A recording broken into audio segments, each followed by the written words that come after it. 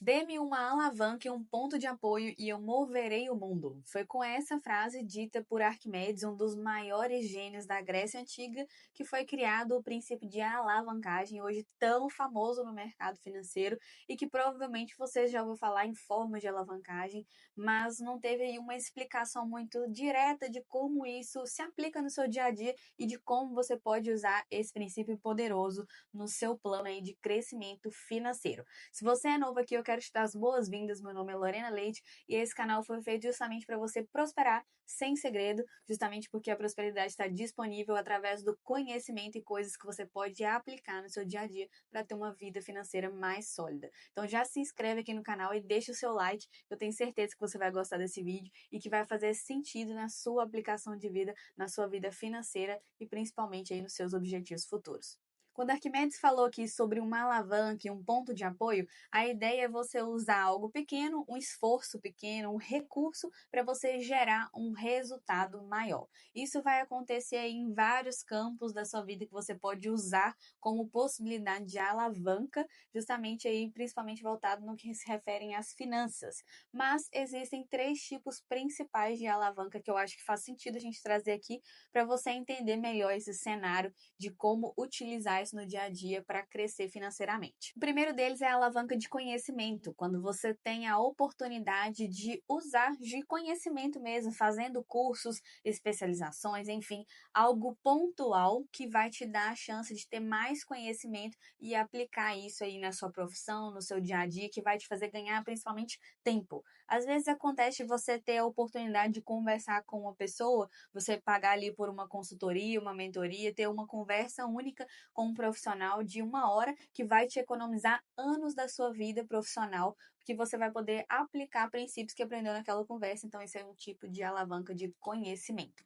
O segundo tipo seria uma alavanca de pessoas, onde você vai ter ali uma rede de pessoas mesmo para você conseguir delegar e otimizar o seu trabalho, otimizar a sua entrega e também focar nas coisas que são mais estratégicas, mais importantes para o seu negócio, mais importantes para o seu planejamento também. E o foco principal, que é a alavancagem financeira, que é justamente o que nós mais temos ouvido em âmbito financeiro, em mercado financeiro, para introduzir isso até como uma forma de entender o conceito aí de dívida boa e como aplicar isso no seu planejamento. A ideia na alavancagem financeira é justamente você usar crédito de terceiros, usar dinheiro de terceiros mesmo, para você alavancar um negócio. Por exemplo, você investir em um negócio mesmo sem ter o dinheiro próprio, sem ter o dinheiro no seu bolso, ou ainda que você tenha, você pode deixar esse dinheiro no rendimento, mas usar um dinheiro de terceiros aí, desde que faça sentido fazendo as contas para crescer o seu negócio, para fazer um novo investimento que no futuro vai te gerar mais renda e mais retorno. Um caso clássico desse tipo de alavancagem, de tipo de dívida boa, que é o caso do Flávio Augusto, fundador da WhatsApp, um bilionário brasileiro, e ele sempre conta, isso já contou em livros ou em podcasts, em várias oportunidades, ele conta que ele já trabalhava com vendas de matrículas para a escola de inglês, e ele queria abrir a própria escola. E para isso ele não tinha dinheiro, não tinha capital, mas ele tinha disponível no cheque especial um crédito de 20 mil reais, e ele pegou esse valor, esse crédito de 20 mil reais, para poder abrir a escola dele. Qual que era a ideia e o plano que ele tinha? Ele já fazia um determinado número de vendas, determinado número de matrículas por mês para outra pessoa, na escola em que ele trabalhava. Então ele teve a consciência que se ele fizesse aquilo para ele mesmo, vendesse as matrículas para a escola dele, ele conseguiria pagar o empréstimo que ele contratou e até ter ali uma sobra, uma margem para ele. Então ele tinha confiança no que ele fazia, ele já fazia aquilo muito bem e ele entendia que se ele pegasse aquele crédito e usasse as estratégias que ele já fazia, ele daria conta de pagar. Então foi uma dívida boa, ele não tinha aquele dinheiro para investir, mas ele fez os cálculos, fez as contas e ele visualizou a possibilidade de usar o crédito de forma inteligente, um crédito que já estava disponível para ele. É aí que está o segredo, a principal diferença entre uma dívida que é boa e uma dívida ruim, né? Tem gente que fala assim, esse negócio de dívida boa é só para quem já tem dinheiro. Mas na situação dele, na verdade, ele não tinha dinheiro, ele tinha um plano e um plano que era realmente frio. desafio, né? Ele não estava só no campo das ideias, no campo de ser otimista. Ah, será que se eu pegar e eu der o meu melhor, eu vou conseguir? Não, ele tinha consciência de que ele conseguiria usar aquilo como uma forma de bancar o compromisso financeiro que ele fez. É diferente, por exemplo, de uma dívida ruim, que seria uma dívida de cartão de crédito, que acontece na maioria dos casos simplesmente pelo consumo. Não é o tipo de dívida que vai te trazer um retorno financeiro, que vai te valorizar, que vai te dar rendimentos, ao contrário desse caso em que ele já tinha um plano para ter esse retorno bem mais palpável e que ele conseguia visualizar aí o próprio investimento se pagando. Então, para resumir, a dívida ruim, você tem aí passivos, né? Você tem juros, pagamento de juros altos, juros que não vão compensar essa operação, enquanto na dívida boa você utiliza para comprar ativos. É uma forma de gerar mais dinheiro, uma ferramenta para você ter mais lucro aí no longo prazo, e é por isso, né, que a gente tem que fazer essa diferença mesmo de dívida ruim para dívida boa, que seria o ponto principal, o núcleo do que a gente chama de alavancagem, você usar crédito de terceiro para aumentar o seu retorno financeiro. Aproveitando aí o exemplo do Flávio Augusto, né? Eu já vi, ele costuma responder muitas caixinhas de perguntas no Instagram dele, e uma vez a pessoa perguntou para ele, uma pessoa perguntou se ele financiava imóvel, por exemplo, né? Rico faz financiamento? E aí tem muita gente que pensa assim, não, mas se a pessoa é rica, ela pode comprar à vista.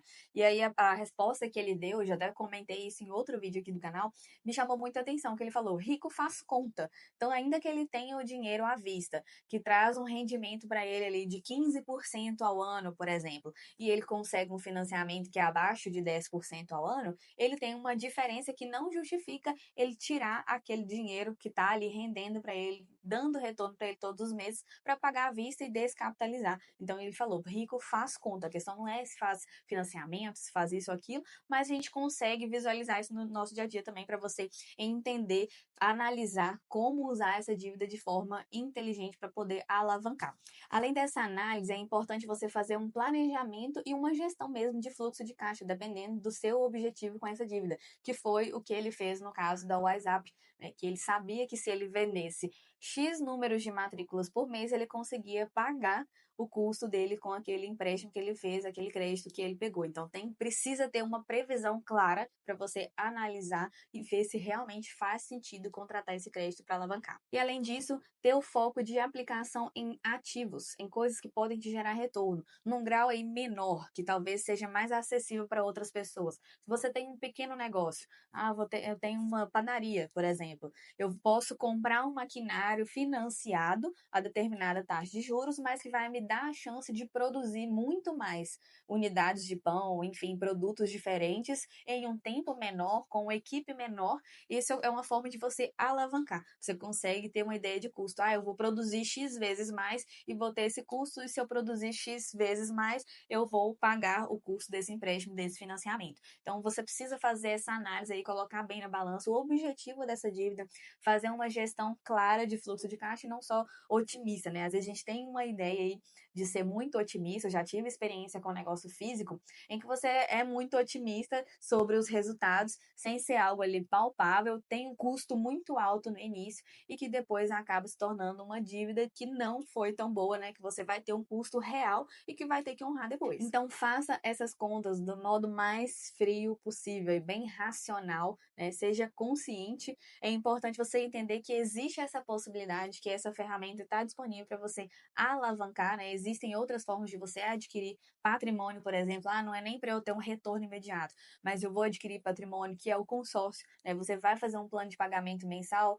e aí, dependendo do seu plano, você foi contemplado ali com 5 anos, por exemplo. Nem foi tão rápido, mas foi contemplado com 5 anos e pagou 100 mil em relação a um crédito de 500 mil. Você tem acesso a esses 500 mil com muito menos tempo do que se você estivesse juntando aquele dinheiro. Então, isso também é uma forma de você alavancar patrimônio, né? O esforço, ele é bem menor em relação ao proveito que você vai ter mesmo ali. A alavancagem, ela é uma ferramenta poderosa desde que usada com consistência. Me conta aí se você já teve alguma experiência desse tipo. Contratei um empréstimo para abrir meu negócio e foi a forma que eu comecei aos poucos, fui tendo retorno, conseguindo investir mais. Hoje é o que sustenta a minha família. Já ouvi vários casos como esse, não só de pessoas próximas, mas já vi relatos na internet sobre isso, e realmente é uma forma que você consegue alavancar, crescer patrimônio, que talvez se você tivesse ali juntando dinheiro todos os meses, você demoraria muito mais para dar um primeiro passo aí na sua vida financeira, que realmente vai mudar a sua vida. Mas tenha em mente que é importante você ter esse controle, ter previsibilidade e analisar